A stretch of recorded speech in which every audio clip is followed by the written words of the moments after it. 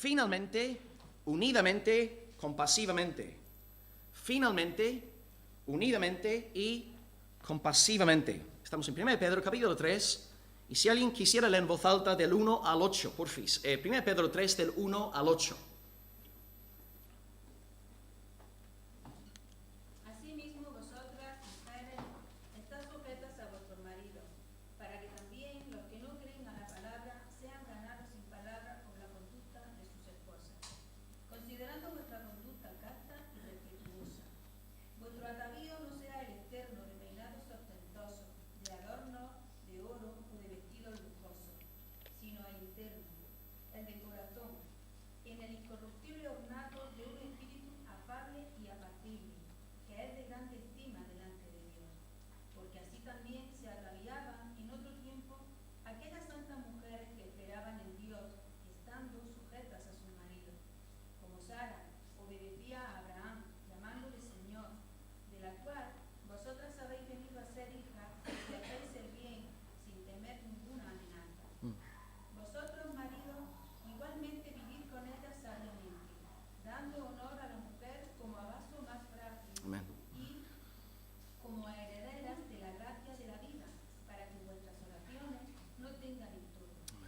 Finalmente, sed todos de un mismo sentir, compasivos, amándoos fraternalmente, misericordiosos, amigables. Muy bien, pues en esta mañana vamos a predicar sobre la primera mitad del versículo hasta compasivos, porque el versículo entero tiene tanto que decir que hemos dividido pues el versículo en dos partes. Primera parte esta semana, segunda parte la semana que viene. Así que hoy, finalmente, se todos de un mismo sentir, compasivos. Seguimos predicando sobre la ética, lo que tenemos que hacer, nuestra obediencia. Evidentemente, a mí me encantaría estar predicando el Evangelio todos los domingos. Ayer fui a Pasión por Evangelio y hablé sobre la excelencia de Jesucristo, predicando a Cristo. Y me encantaría estar haciendo esto todos los domingos que suba al púlpito, pero estamos comprometidos con la predicación expositiva y tenemos que predicar versículo por versículo todo el consejo de nuestro Dios. Si veis las fotos de ayer, Agota me vistió de una americana y estaba, hermanos, guapísimo, estaba para comerme. Cuando veáis las fotos en un mes, vais a flipar con lo guapo que estaba ayer. Pero predicando a Cristo, gozándonos en Cristo, y estamos aquí de nuevo en Almería y ahora en la nueva casa. No tenemos ya más salidas. Vamos a disfrutar ahora de la nueva casa, vamos a montar fiestas todas las noches. No digáis nada a los dueños de la casa, por favor, para que no se enteren. Bien, estamos aquí predicando sobre 1 Pedro 3:8, sobre la ética, nuestra obediencia al Señor, los mandatos de Dios. La semana pasada acabamos la exposición sobre la esfera doméstica. Vimos que las mujeres cristianas han de ser sujetas, castas, respetuosas, más preocupadas por la belleza interna que por la externa, y mujeres piadosas, siguiendo el ejemplo de Sara, haciendo el bien.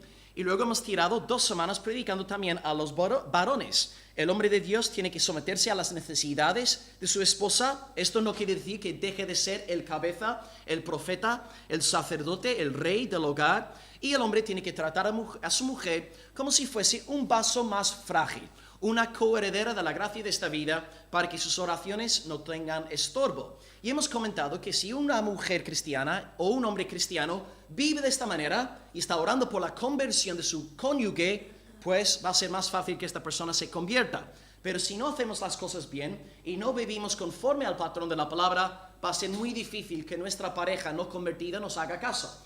Así que eso es lo que hemos estado viendo en estos días. A lo largo de estos meses estamos viendo el gran principio de la sumisión, sí, sumisión en la vida interna, externa, sociopolítica, laboral, doméstica, y hoy entramos en la esfera de sumisión en la iglesia, o sea, un nuevo subpunto dentro del gran punto de sumisión. Del 2:11 hasta el 3:12, Pedro habla de sumisión. Así que Pedro habla de una forma ordenada. Y hoy vamos a hablar sobre sumisión en la esfera de la congregación local, dividiendo el texto en los siguientes 3 puntos para los que estáis tomando apuntes. Primer punto en esta mañana, finalmente. Finalmente. Número 2, unidamente. Sed todos de un mismo sentir, unidamente. Y número 3, compasivamente. Estamos siguiendo el texto tal cual. Finalmente, unidamente y compasivamente. Vamos a empezar entonces con el primer punto en esta mañana, finalmente, versículo 8. Finalmente, sed todos de un mismo sentir. Bien, A primera vista, esta palabra parece trivial, insignificante, finalmente. En griego es fin, telos, es un sustantivo, pero aquí lo tenemos como un adverbio. Pedro está cerrando una sección, está cerrando un hilo de pensamiento. Usamos la palabra finalmente casi todos los días, ¿no? Yo estaba ayer en Mercadona haciendo las compras, no encontraba la cartera y finalmente apareció en la bolsa de Encarna. Ahora, no sé qué hacía mi cartera en la bolsa de Encarna, me dijo que no la había robado, no la creo, pero estaba ahí en la bolsa de Encarna, finalmente. Entonces Pedro emplea la palabra finalmente porque está con un hilo de pensamiento y está a punto de cerrar, de concluir este hilo de pensamiento. Entonces a nivel lingüístico parece casi insignificante, pero a nivel espiritual, teológico, tiene mucho que enseñarnos, porque podemos aquí hacer una observación bien interesante. La palabra finalmente nos revela que el Espíritu Santo, el cual inspira a Pedro a escribir esta carta, el Espíritu Santo fomenta orden y estructura y armonía. El Espíritu Santo no anima a Pedro a escribir un versículo sobre un tema, otro versículo sobre otro tema y luego 5 versículos sobre un tema totalmente sin relación con los otros 2 temas. Hay un hilo de pensamiento. El Espíritu Santo inspira a Pedro y hay coherencia, hay lógica, hay una armonía, una simetría perfecta del Espíritu Santo de Dios. Dios no está en contra de la estructura ni en contra del orden. Pensemos por un momento en todo lo que hemos visto en este último año y pico de la carta de Pedro. Empezamos viendo en los primeros 12 versículos que el tema central es el Evangelio, 1 al 12, lo que el Padre, el Hijo, el Espíritu Santo han efectuado por amor a su pueblo, el Evangelio. Luego del 1:13 al 2:10 habla sobre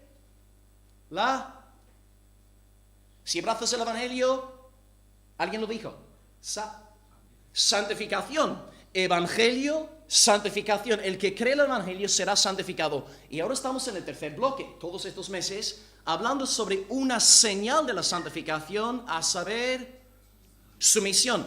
Entonces, fijaros, hermanos, en el orden, la estructura de Pedro, o mejor dicho, del Espíritu Santo.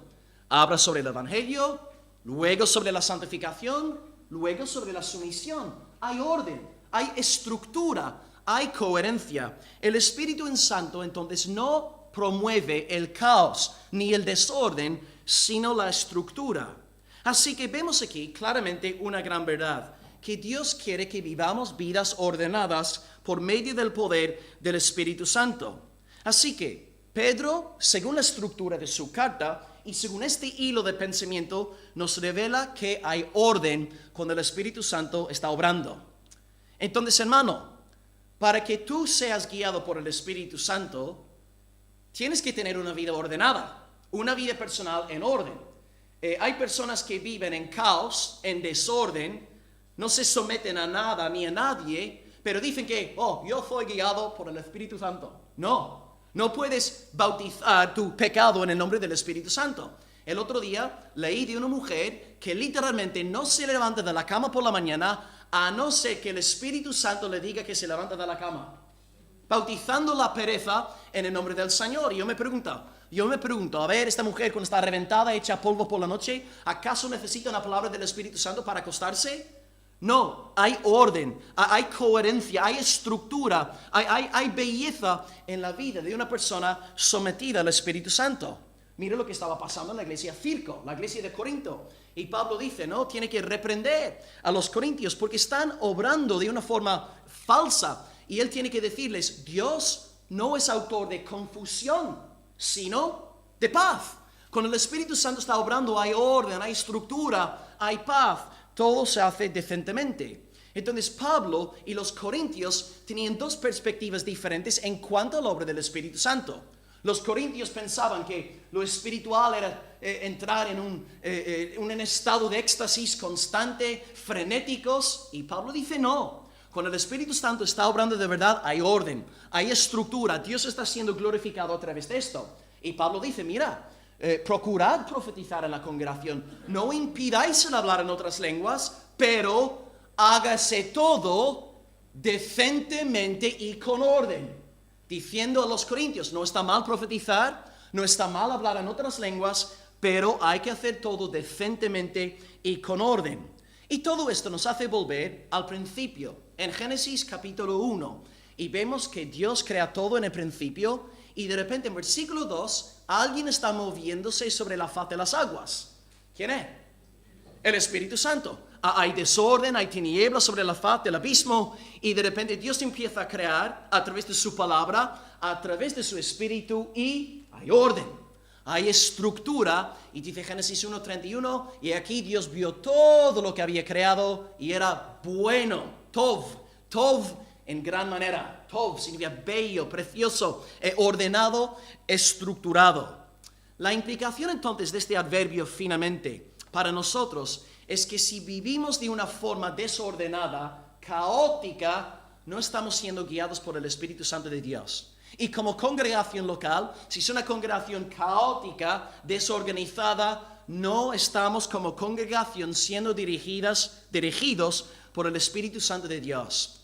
Un ejemplo es el hermano que estuvo endemoniado de Gadara. Y de repente Cristo le libra del demonio. Estaba poseído por el demonio, que tenía legión, ¿no? 5 o 6 mil demonios ahí metidos dentro. Impresionante.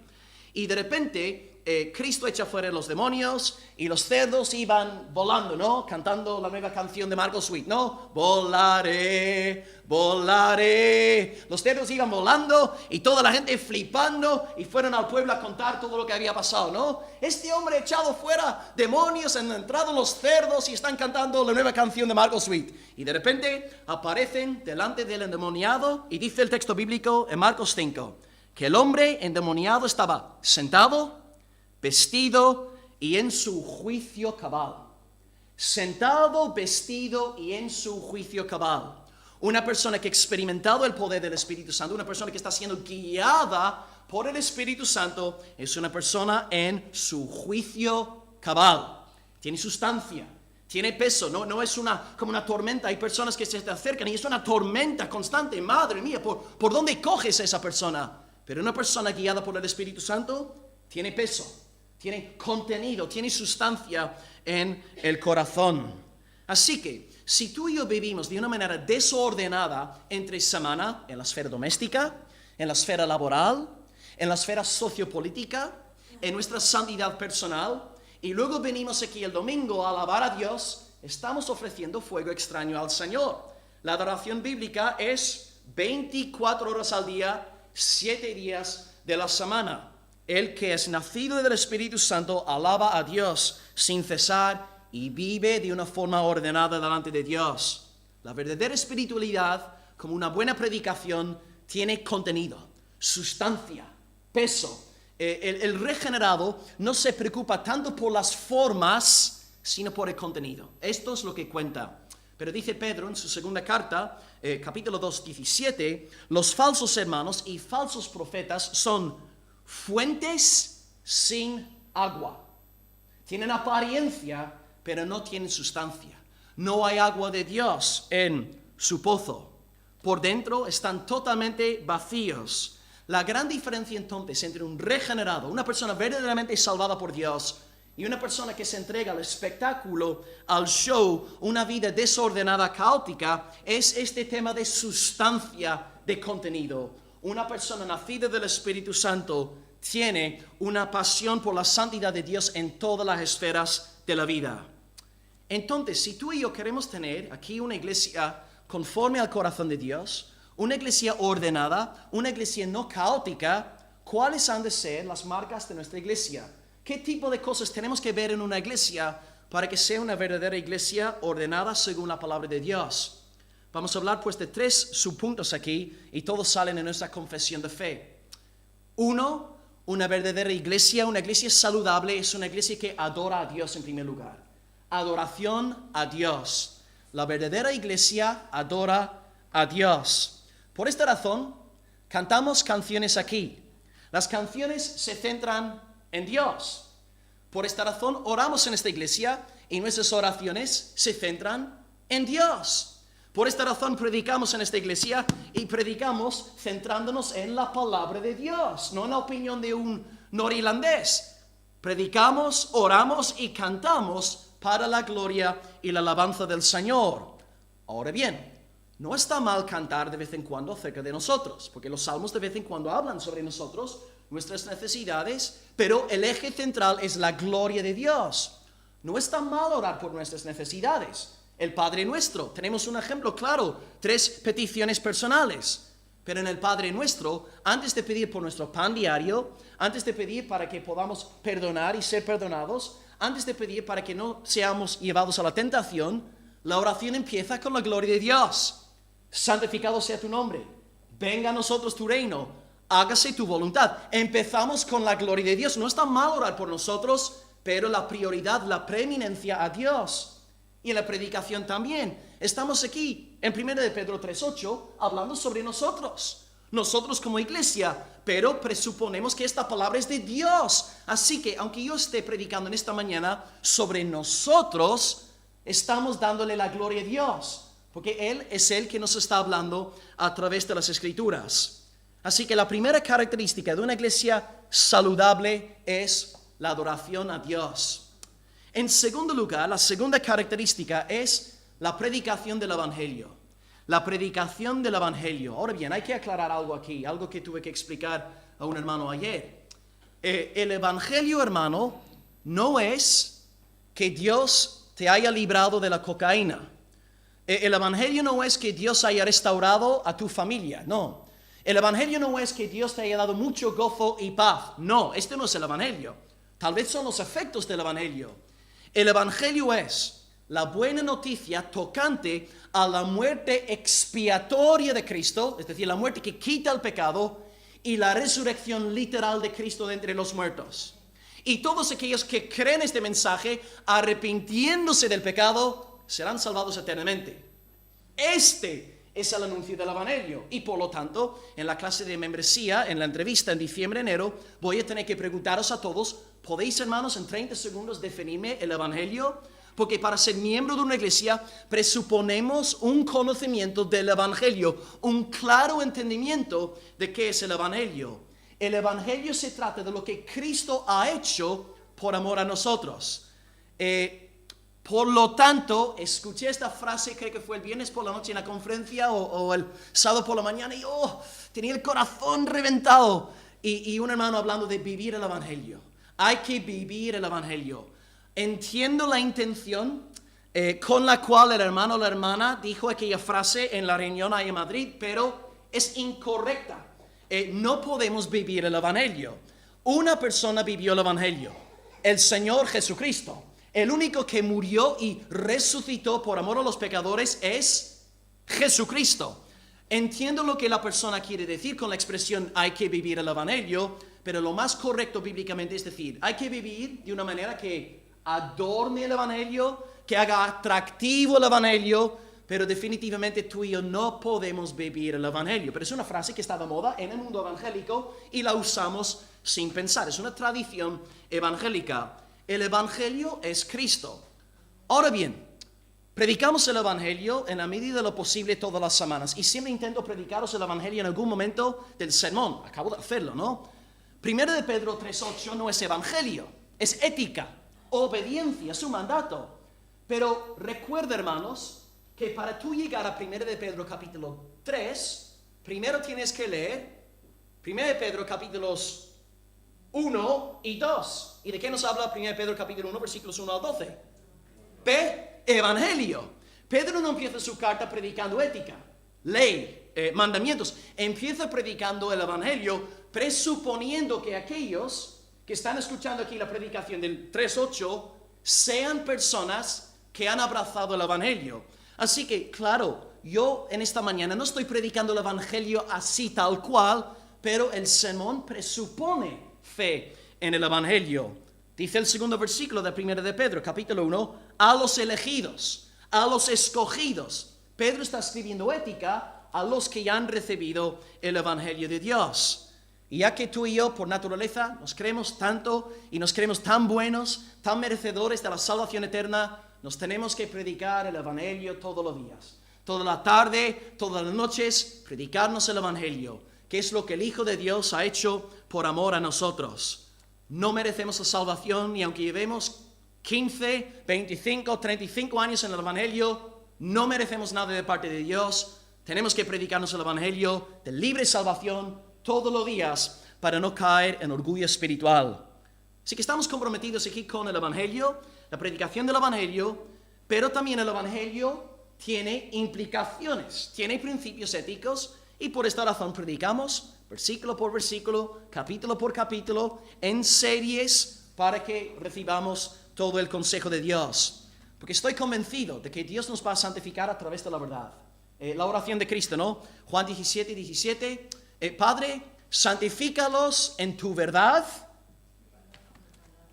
Tu palabra es verdad. No santifica al pueblo a través de la elocuencia del pastor o el carisma del predicador, no. Santifícalos a través de tu verdad. Y si queremos ver una iglesia fuerte, santificada, hay que predicar la palabra de Dios y todo el consejo del Señor. Así que 1, una iglesia saludable adora a Dios. 2, una iglesia saludable está entregada a la predicación de la palabra de Dios. Tristemente, hermanos, lo más difícil para encontrar hoy día en España es encontrar una iglesia donde se predica fielmente la palabra de Dios semana tras semana. Es terrible la realidad que hay fuera. Y número 3, la tercera característica es la celebración de las ordenanzas. Reconocemos 2 según el mandato de Jesucristo: el bautismo y la Santa Cena. Bautismo y la Santa Cena. El bautismo y la Santa Cena nos hablan sobre el Evangelio. Son predicaciones visibles. Hoy os estoy predicando al oído, pero cuando tomamos los elementos vemos la realidad. Dios nos ayuda en nuestra debilidad. Y fíjate en la sabiduría, en la ternura de Dios, que incluso en aquellas iglesias que se han desviado totalmente de la palabra, están predicando otro evangelio, siguen celebrando las ordenanzas. Dios sigue predicando a aquellas personas en la iglesia a través de las ordenanzas, aunque los pastores se hayan apostatado de la fe. Cuán tierno y cuán sabio es Dios. El bautismo nos habla de la muerte, sepultura y resurrección del Salvador. Miguel y Carolina dentro de poco los vamos a mojar en representación del Evangelio de Jesucristo. En la Santa Cena estamos recordando la muerte expiatoria del Señor, que quitó nuestros pecados, y anunciando su segunda venida.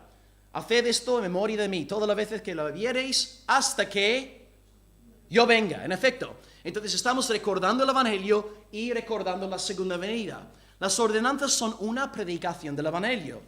Así que el bautismo es el rito inicial. Por medio del bautismo entramos en pacto con una iglesia local, y una vez bautizados podemos participar de la bendición de la Santa Cena.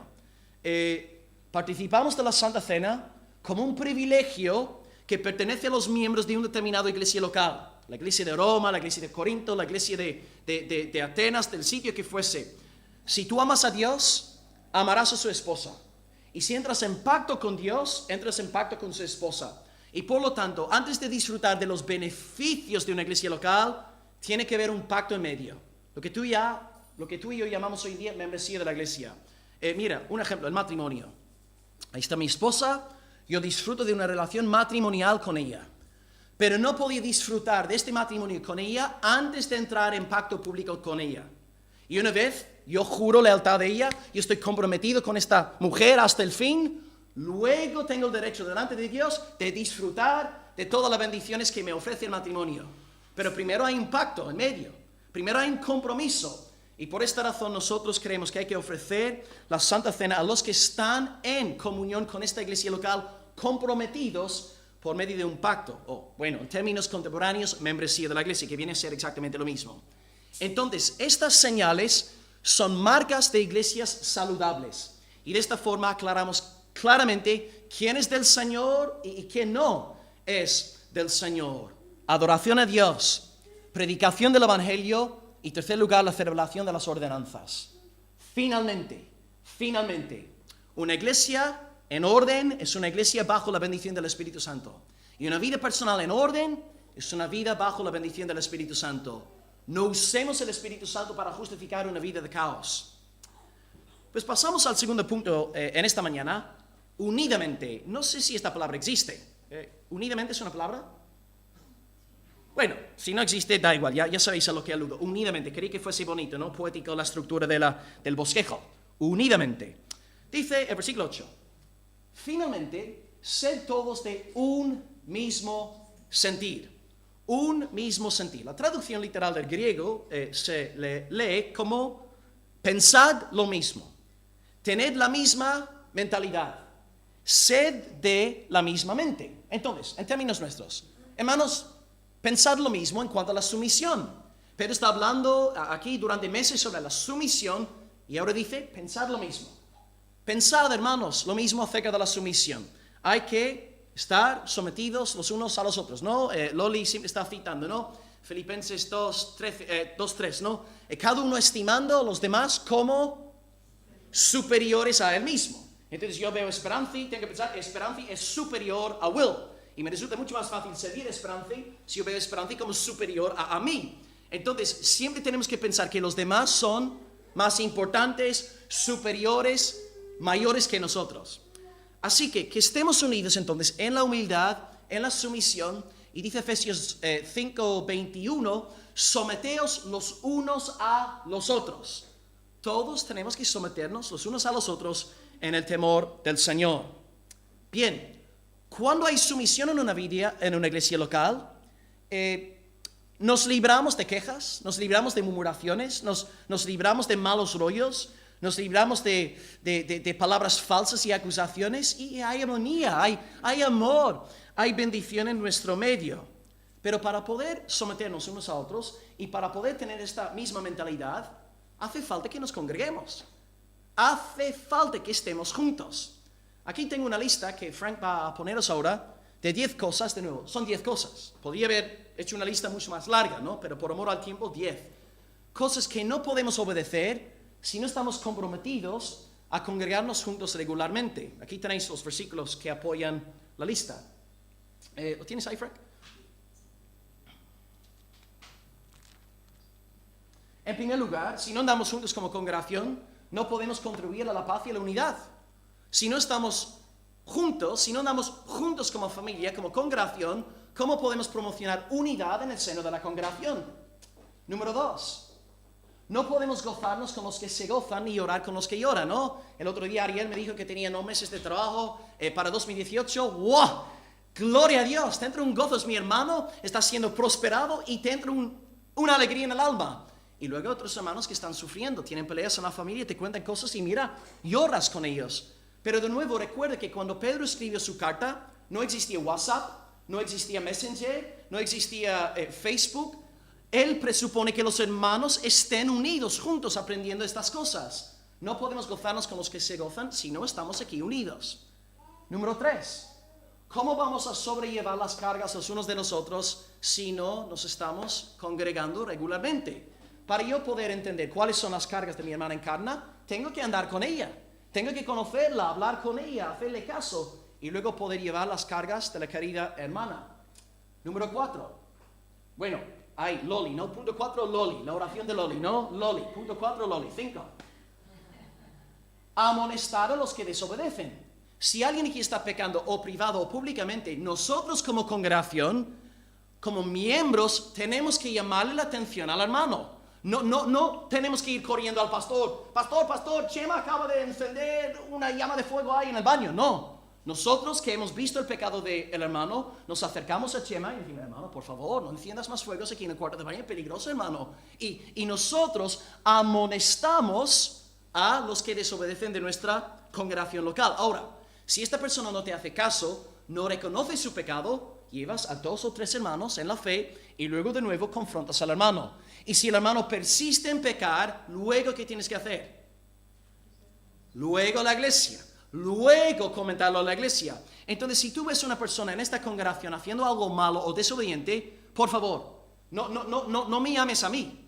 No llames ni a Paco ni a Nicolás. Tú primero ves a esta persona, le hablas las cosas con transparencia cara a cara, le llamas la atención y a ver, ganarás a tu hermano. Y si no, 2 o 3 y luego a la iglesia, para que velemos por la unidad de la iglesia. De nuevo, esto no puede pasar si no estamos juntos. Número 6, hacer todo para edificación. Si tú no te congregas con nosotros, ¿cómo puedes edificar al pueblo del Señor?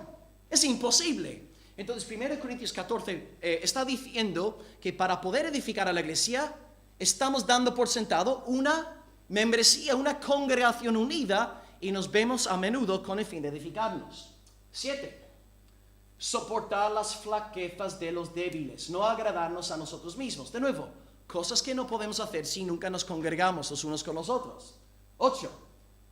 Mostrar los frutos de misericordia, benignidad, humildad, mansedumbre y paciencia. Claro, tú no muestras misericordia enviando mensaje por Facebook por la noche, pues ahí el Señor te bendiga mucho, lo siento mucho por tu problema, hasta luego. Claro, tú estás con una persona y lloras con la persona, haces caso a la persona, pasas una media hora con esta persona, ya estás mostrando los frutos de la compasión y el amor cristiano. Número 9, orar, lo que hemos estado hablando con Encarni esta mañana, velando y suplicando por todos los santos. Claro, Encarni está constantemente orando por todos los hermanos y hermanas de esta congregación. Pero claro, conoce a los hermanos de la congregación porque está aquí congregándose. Tenemos que conocernos mutuamente y orar por este pueblo que el Señor nos ha regalado aquí en esta esquina, ¿no?, de Almería. Y número 10, combatir unánimes por la fe del Evangelio, como un cuerpo, como un equipo. Hermanos, la lista sigue y sigue y sigue. Pero todos los mandamientos, muchos de ellos no podemos obedecerlos en el Nuevo Testamento si no estamos comprometidos con una iglesia local. Si vamos saltando de esto, de iglesia en iglesia, nunca nos comprometemos con nadie, no estamos en sujeción, no rendimos cuentas a nadie, pues no podemos obedecer estas cosas. Así que Dios exige seriedad, ¿no?, de nuestra parte. Pero quiero resaltar algo en esta mañana. La unidad de la iglesia cristiana no es en primera instancia unidad en cuanto a la sumisión. La sumisión es un fruto de la verdadera unidad. La verdadera unidad de la iglesia es el Evangelio. El Evangelio es nuestra fuente de unidad y luego la sumisión nace del Evangelio. ¿Por qué digo esto? Digo esto por lo que se está dando ahora mismo en España con el avance del movimiento ecuménico, donde nos han invitado a nosotros a participar de reuniones ecuménicas aquí en Almería. La ola ecuménica quiere fomentar unidad entre todos los sectores de cristianismo, pero la base no es el Evangelio. La base es unidad por amor a la unidad. Unidad visible, unidad sociopolítica, pero no es una unidad basada en la palabra de Dios. La iglesia es la comunidad de los que han sido llamados fuera. Eclesia en griego. Ek, fuera, klesia, llamar. Llamar fuera. Eclesia, los llamados fuera. Y la base de nuestra unidad es el Evangelio de Cristo, la muerte expiatoria, resurrección literal de Cristo al tercer día. Esto quiere decir que si una persona no cree que Jesucristo haya muerto por los pecados, yo no tengo comunión espiritual con esta persona. Y en el movimiento ecuménico hay un montón de líderes que no creen que Jesucristo haya muerto de forma expiatoria. Yo no puedo tener ninguna clase de comunión con una persona que cree esto. También dentro del movimiento ecuménico hay muchas personas que no creen que Jesucristo haya resucitado literalmente al tercer día. Hablan de una resurrección metafórica. No, es que Cristo resucitó metafórica, simbólicamente, poéticamente en los corazones de los discípulos. Incorrecto. Cristo resucitó literalmente al tercer día. Y si no resucitó literalmente, no somos salvos. No podemos tener comunión con las personas que niegan el Evangelio, aunque se llamen ecuménicos, aunque digan que están interesados en la unidad de la iglesia. La verdadera unidad de la iglesia es el Evangelio de Cristo. Y tú tienes que preguntar a las personas hoy en día, oye, ¿en qué Jesús crees tú? ¿Tú crees en el Jesús de la Biblia? ¿Tú crees en el Jesús que murió por los pecadores y resucitó literalmente el tercer día? ¿Tú crees en este Jesús? ¿O tú crees en el Jesús postmoderno, siglo XXI, Jesús muñeca de Barbie, osito de peluche que siempre estamos predicando? Este Jesús no salva, es otro Jesús. Para tener verdadera unidad en una iglesia, en un movimiento de iglesias, tenemos que estar bien seguros de que los demás están creyendo el mismo evangelio que nosotros. Dice 2 de Juan 10, si alguno viene a vosotros y no trae esta doctrina, ¿sabéis cómo completar la frase? Eso es Gálatas 1. No lo recibáis en casa, ni lo digáis bienvenido. No. Aunque venga diciendo Jesús y Cristo y unidad y iglesia, si no predica la doctrina del Hijo de Dios muerto y resucitado por los pecadores, lo siento, no tenemos comunión espiritual ninguna con aquella persona. El versículo que emplean hoy día, incluso aquí en Almería, el versículo que están usando para defender esta idea es Juan 17:21.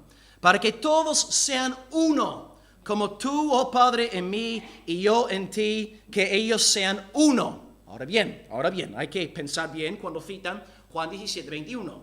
Antes de llegar a Juan 17, 21, tienes que leer los primeros versículos de Juan 17 para ver a quién se está refiriendo Cristo con esta oración. En Juan 17, versículo 8, antes de llegar a 21, Jesús dice claramente por quién está rogando. Dice: las palabras que tú me diste, Padre, yo les he dado. Ellos las recibieron y han conocido verdaderamente que yo salí de ti y han creído que tú me enviaste. Está orando por estas personas que han recibido el Evangelio. Versículo 14 del mismo capítulo: yo les he dado tu palabra. De nuevo, la verdadera unidad de la iglesia está en base a la palabra de Dios, no en base a teología liberal, teología ficticia. Y también en verso 20: no ruego solamente por estos, sino por los que han de creer en mí por la palabra de ellos. Y luego Cristo ora por la unidad de la iglesia.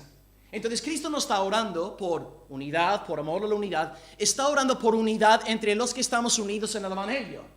Por esta razón, este fin de semana he estado con no sé cuántas iglesias celebrando el Evangelio, en un espíritu de unidad, porque predicamos el mismo Evangelio. Y podemos tener unidad con las iglesias que están predicando el Evangelio del Señor Jesucristo. Pero cuando se apartan del Evangelio y dejan de anunciar el Evangelio, lo siento, no puede haber comunión ninguna. ¿Andarán dos juntos si no estuviesen de acuerdo? Primero el Evangelio. La base de la unidad de esta iglesia es el Evangelio, y luego unidad con los que creen el mismo Evangelio que nosotros. Entonces Pedro nos está llamando a la unidad, pero recuerda, hermanos, que no es una unidad sentimentalista. Es que me cae muy bien, es muy majo esta persona. No. Primero tenemos que saber si esta persona cree el Evangelio. Y si no cree el Evangelio, puede haber, mira, una buena relación, hola, ¿qué tal? Pero no hay comunión espiritual. Entonces en la iglesia del Señor hay verdades centrales que tenemos que defender hasta la muerte. Y luego hay asuntos secundarios que no tienen por qué dividirnos. ¿Cuáles son las verdades centrales que tú y yo tenemos que defender sí o sí? Pues salen nombradas en nuestra confesión de fe. La inspiración de la palabra de Dios. Algunos teólogos liberales están diciendo hoy en día que la Biblia es un libro de percepciones humanas.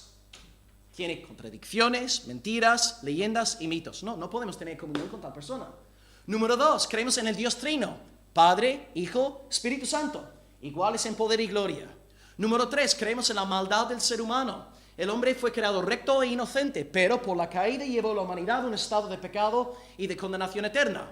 Creemos también en la salvación solamente por Jesucristo. Creemos que Jesucristo, por ser el único Dios hombre, y en virtud de su encarnación, obediencia, resurrección y ascensión, es el único mediador entre Dios y los pecadores.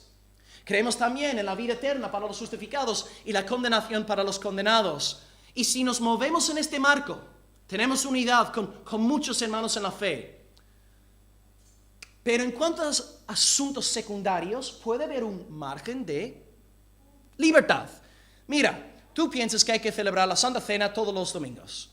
Y bueno, otros piensan una vez cada mes, otros dicen 4 veces al año, como en algunas iglesias presbiterianas. No vamos a perder la amistad por un asunto así. Tú piensas que hay que usar una guitarra en la iglesia. Otro dice, no hay que usar instrumentos en la iglesia. Vale, perfecto.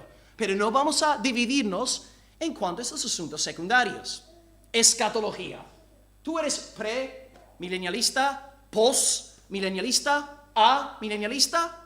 Mira, puedes tener la perspectiva que sea, pero no voy a perder mi amistad en el Evangelio sobre este asunto. Entonces tenemos que dividir como iglesia y ser maduros, distinguir cuidadosamente entre verdades centrales no negociables y luego esta esfera de asuntos secundarios donde sí puede haber libertad. Como dijo Agustín, ¿no? En lo esencial, unidad. En lo no esencial, pues, libertad. Y en todo, caridad, amor. Así que seamos maduros. Los reformadores emplearon una palabra, adiáfora en latín, que significa cosas de segunda importancia. Con tal de que tú y yo estemos unidos en lo central, en las grandes verdades evangélicas, puede haber un margen de espacio en cuanto a asuntos secundarios. Así que entendamos siempre que la unidad de la iglesia no es humildad, sino el Evangelio. Y este evangelio, estas verdades centrales que hemos nombrado, produce armonía entre los que ya somos de la familia de la fe. Así que que andemos con cuidado, y si te invitan, hermano, a una reunión ecuménica el año que viene, pues ya sabéis lo que tenéis que hacer. Por amor al evangelio, por amor al Señor, quedarte en casa, comer algo, lavarte el pelo. No vayas, porque no es unidad en Cristo. Y finalmente, número 3, acabamos hoy con el tercer punto, compasivamente. De nuevo, no sé si es una palabra. ¿Sí? Gloria a Dios, menos mal. Por lo menos tenemos 2 palabras correctas hoy. ¿Sí? También es una palabra. Oh, aleluya, fui inspirado cuando redacté el bosquejo. Compasivamente. Finalmente, unidamente. En primer lugar, hemos hablado de la estructura en una vida de una persona con el Espíritu. En segundo lugar, unidamente, nuestra unidad es el Evangelio. Y luego, en base al Evangelio, humildad, nos sometemos unos a otros. Y número 3, compasivamente. Compasivamente. Finalmente, ser todos de un mismo sentir, compasivos. Aquí lo dejamos, pues hasta la semana que viene. Compasivamente. Bien. En el segundo punto acabamos de nombrar varias doctrinas que tú y yo tenemos que creer sí o sí. Inspiración de la Biblia, Dios trino, doble naturaleza de Cristo, salvación por gracia a través de la fe, salvación eterna, condenación eterna. Bien. Pero el Espíritu Santo no se contenta con dirigirse a nuestro intelecto en cuanto a lo que tenemos que creer, sino que también quiere tocar nuestro corazón. Quiere que tú y yo seamos personas compasivas. Qué terrible, hermanos, si llegamos a ser una iglesia docta en la palabra, ortodoxa en todo, una iglesia evangélica de pura cepa, pero nuestro corazón frío, distante de Dios, rígido, sin el fuego del Espíritu Santo del Señor. Necesitamos casar las dos realidades. Amo la ortodoxia, amo la doctrina, amo la teología, es mi vida, pero necesitamos la plenitud del Espíritu Santo. Necesitamos carbón y fuego. Porque por un lado, si toda tu vida es carbón, carbón, carbón, estará más seco que, no sé, que una rata ahí en el desierto. Pero si tu vida es solo fuego, fuego, fuego, fuego, te vas a explotar. Estarás como un globo, ¿no? ¡Pum! Necesitas carbón. Carbón, doctrina, palabra de Dios. Y fuego, una vida devocional, una vida de oración. Por esto en la iglesia también queremos un cultos públicos de oración para derramar nuestro corazón delante del Señor. Y esperamos que los hermanos estemos orando entre semana al Señor. Dios entonces quiere forjar su carácter en nuestro corazón también, no solamente en nuestro intelecto.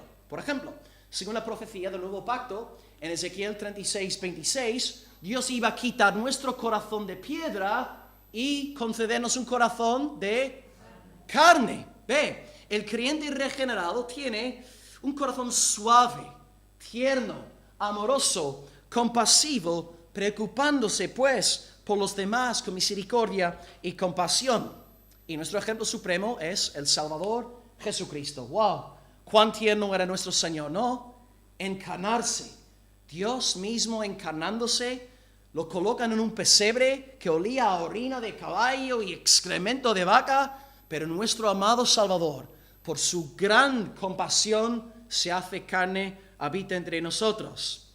En los días del Éxodo también fue la compasión de Dios la que libró al pueblo. Dice el Señor a Moisés: he visto la aflicción de mi pueblo que está en Egipto, he oído su clamor a causa de sus exactores, he conocido sus angustias, he descendido para librarlos. Éxodo 3:7. Ahora, ¿quién obligó a Dios a librar al pueblo de Egipto? ¿Quién? Nadie. Dios lo hizo por su sola voluntad, por su beneplácito. Nadie torció el brazo de Dios: oh Señor, tienes que librarnos. No, pero Dios quiso hacerlo porque es un Señor compasivo. Y en el Nuevo Testamento, ¿no? El ángel dice a José: llamarás a su nombre Jesús, porque salvará a su pueblo de sus pecados. ¿Quién obligó a Dios a enviar a Cristo? Nadie. Por su compasión, su misericordia. Si yo fuera Dios, tal vez habría dicho que toda la raza humana perezca por haberme desobedecido, por haberse rebelado contra mí. Pero fíjate la compasión de Dios enviándonos un bendito Salvador con el fin de salvarnos. Él pudo habernos arrojado a todos al infierno aquel mismo instante. Dios hubiera sido justo, pero quiso salvarnos. Si todos nosotros aquí en esta mañana tuviésemos sida, enfermedades mortales, cáncer, leucemia, lo que fuese, Dios seguiría siendo justo porque no nos debe absolutamente nada. Pero fijaros en la compasión de Dios, que muchos de nosotros hemos llegado a los 30, 40, 50 años. ¡Wow! El Señor es extremadamente compasivo con nosotros. Y vemos esta compasión una y otra vez en su ministerio. En vez de sentarse en Roma con poder e influencia, mandando a sus enemigos, Él se deja crucificar. Dice Mateo 9, 36. Al ver las multitudes, Cristo tuvo compasión de ellas, porque los vio como ovejitas que no tenían pastor. Cristo es la cabeza de la iglesia, pero fijaros cómo Él emplea su autoridad. Punto para los esposos. Vosotros sois cabeza.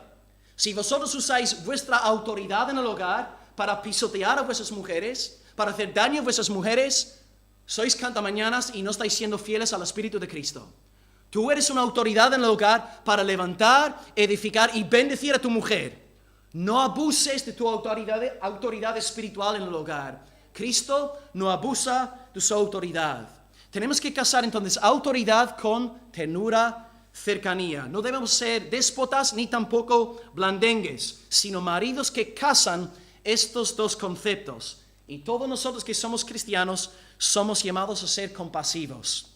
Pues a nivel práctico, ¿qué podemos hacer tú y yo para ser gente compasiva? ¿Qué podemos hacer? Pues mira, ponerte en los zapatos del otro. ¿Por qué no te acercas a una persona después de la reunión hoy? Una persona con la cual no sueles hablar. Mira, comentarle un par de cosas sobre tu vida, preguntarle qué tal está, cómo va su vida, si está luchando con algo, si puedes orar por algo.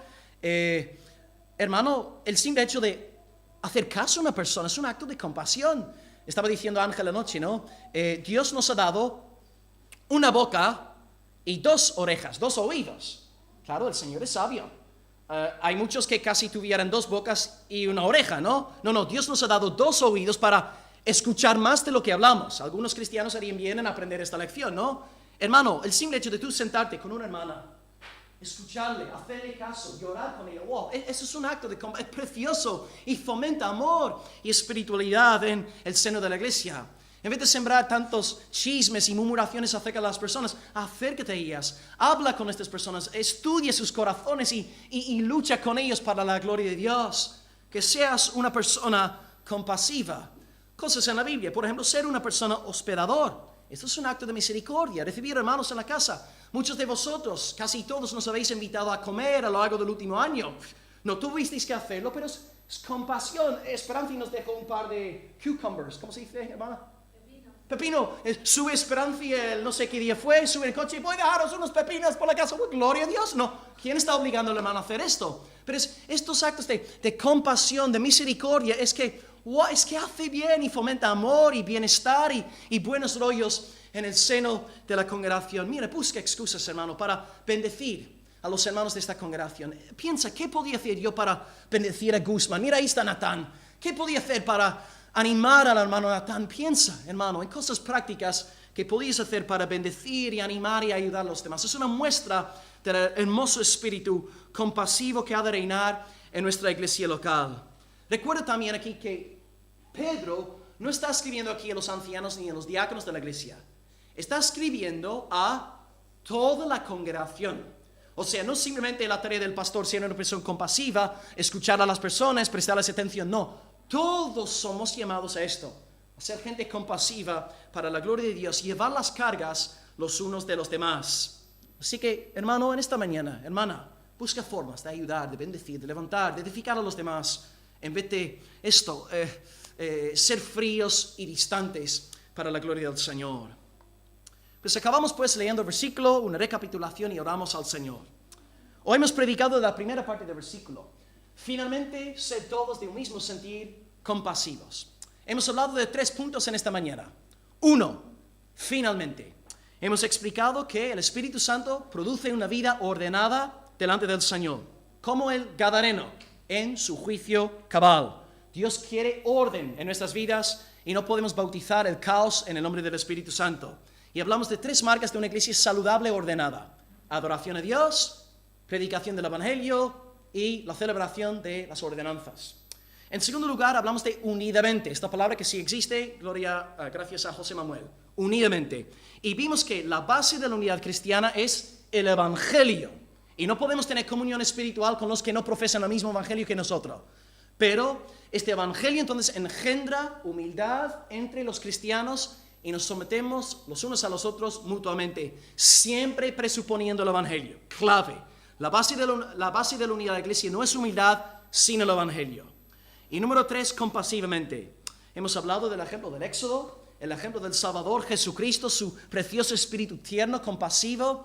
Y también Dios nos está llamando como iglesia para ser compasivos, misericordiosos, haciendo caso a los demás, sufriendo con los que sufren, poniéndonos en lugar del otro, ayudando en lo que sea para la gloria del Señor. Pues andemos pues, hermanos, en este espíritu, que seamos ordenados, que andemos unidos en el Espíritu Santo y que seamos compasivos para la gloria del Señor. Oremos a Dios pues en esta mañana dándole gracias por la palabra expuesta.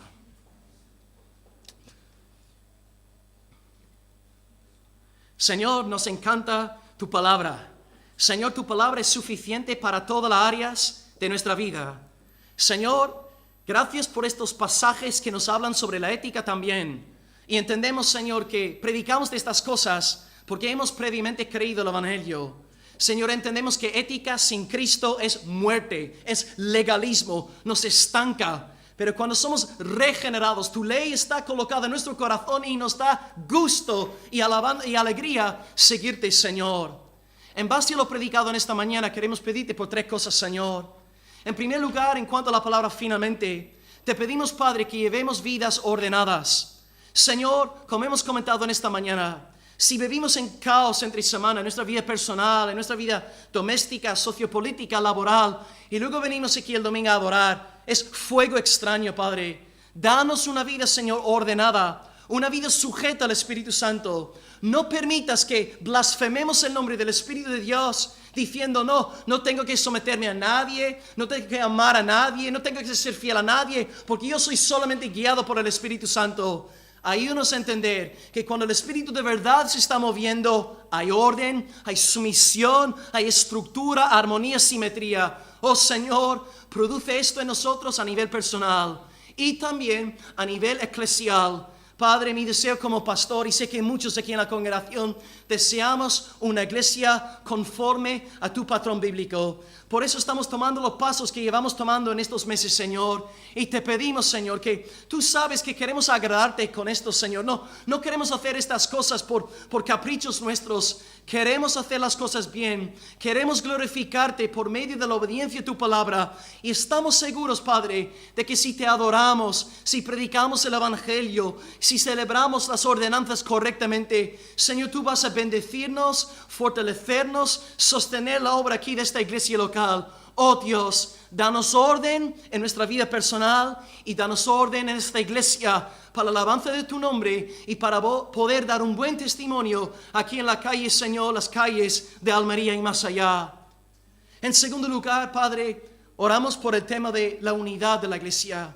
Sí, Señor, hemos predicado sobre la humildad, pero entendemos en primer lugar que la base de la unidad cristiana no es en sí la humildad, sino el Evangelio que tu siervo nos predicó en los primeros 12 versículos.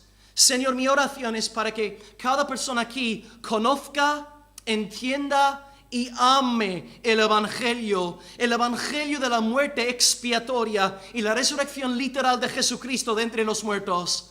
Señor, entendemos que hay gente aquí congregándose que no es salva todavía, y te pedimos por una obra poderosa de regeneración, que hoy sea un día de salvación, que tú hagas que las escamas caigan de sus ojos para que vean a Cristo como todo suficiente, Salvador, poderoso, Rey, Mesías, omnipotente. Dios obra a través de tu palabra hoy y aplica el Evangelio a los muertos para que anden como Lázaro cuando salió de la tumba.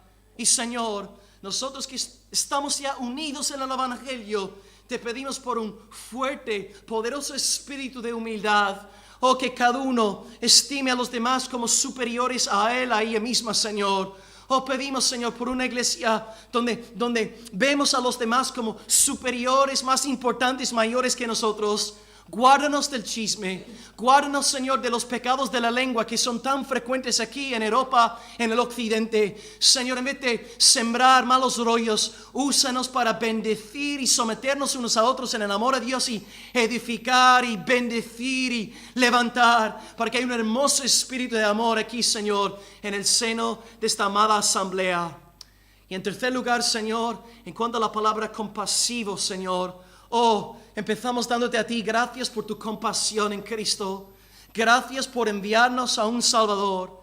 Nadie te obligó. Tú no tuviste por qué hacerlo. Pudiste permitir que todos nosotros pasásemos a la condenación eterna después de haber pasado por una vida repleta de enfermedades mortales. Pero, Señor, has querido salvarnos por tu gloriosa gracia. Señor, no soy capaz de entenderla, no puedo entender tu gracia y tu misericordia, pero te alabo por ella, Señor, en esta mañana. Y como congregación, una vez más te decimos: gracias por el Evangelio, gracias por Jesucristo, gracias por Cristo crucificado y resucitado. Gloria a ti por la obra del Espíritu Santo, el cual nos ha resucitado y nos ha dado nueva vida para que te obedezcamos en espíritu y en verdad. Te amamos, Señor. Y ahora, Padre, en base a tu compasión, permítenos, Señor, ser un pueblo compasivo. Señor, quita de nosotros frialdad espiritual, distancia espiritual, y fomenta lazos de amor tiernos, cercanos aquí en esta iglesia. Gracias, Señor, por el amor que has concedido en nuestra congregación. Sigue aumentándolo, Señor. Sigue haciendo que crezcamos en amor hasta la plenitud de la estatura de Jesucristo. Te amamos, Señor. Seguimos orando en tu nombre en esta mañana, dándote gracias por todo en Cristo. Amén. Gloria a Dios. 2 o 3 hermanos.